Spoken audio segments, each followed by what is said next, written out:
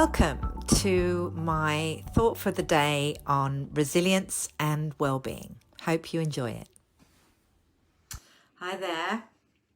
Today I was reminded of what works and doesn't work when somebody is really struggling with their mental health.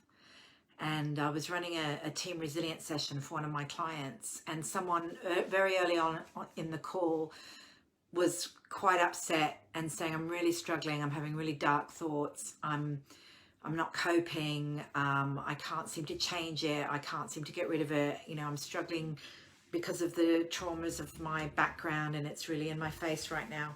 And she was quite upset.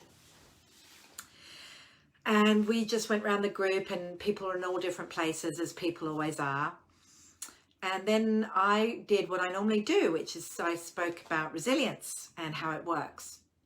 Now, because of her frame of mind and her she was really low on the elevator of life, she heard something I actually didn't say. I said, think positive. She thought I said, think positive thoughts, which is definitely not what I said, but that's what she truly heard. And so she was feeling like what I was actually saying was, just kind of get over yourself. It's all you're creating your own reality, and, it's your fault, and just think positive thoughts.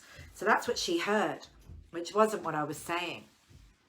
But what happened was that I said, that's not what I'm saying. But what struck me was, in that moment, she couldn't actually hear anything. So whilst it was a group call, I couldn't sort of meet every single person where they were. But in that moment, she couldn't hear it. She couldn't hear, because she was in her experience of trauma, upset, despair, hopelessness. So nothing could get through that. And it just reminded me that what we often want to do when somebody's in that place is help them, fix them, point them in the right direction. Help. And it was so clear to me that that was not what this person needed in this moment. What this person needed in this moment was space to be, and not to be advised or taught or fixed or enabled in some way or helped. The most unhelpful thing I could do with her was to try and help. So I didn't. I settled down inside of me, and I located the part of me that knows despair and hopelessness and lostness, and who feels so far away from home. And I just spoke to her from that place. I don't really remember what I said, but it was loving, and it was acknowledging of her experience, and it was kind. And it was an attempt to take away anything I'd said that was not honoring of her and her experience that she had heard. And it was also an acknowledgement of, I could completely understand why she'd heard what she'd heard.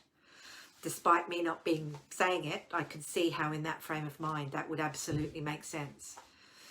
And I'm not going to say the exchange was easy, or that it magically changed anything. But one of the things that we do at the end of the call, these resilience calls, is I invite everybody to say one word that describes how they're feeling right now. And her word was heard. And for me, that just reminded me of what we need when we're struggling. And we don't need to be helped. We need to be heard. We need to be held, and we need to be seen. And if someone can hold us and see us and hear us, knowing that we are okay, holding the space for our okayness to come back, knowing with certainty that the sun will shine again, even though it's dark right now, that helps. So, you know, if there's someone in your life who you can see is really struggling, don't try and help. Don't try and tell them anything. Just hold them. Just hear them. Just love them. It's enough. Until next time.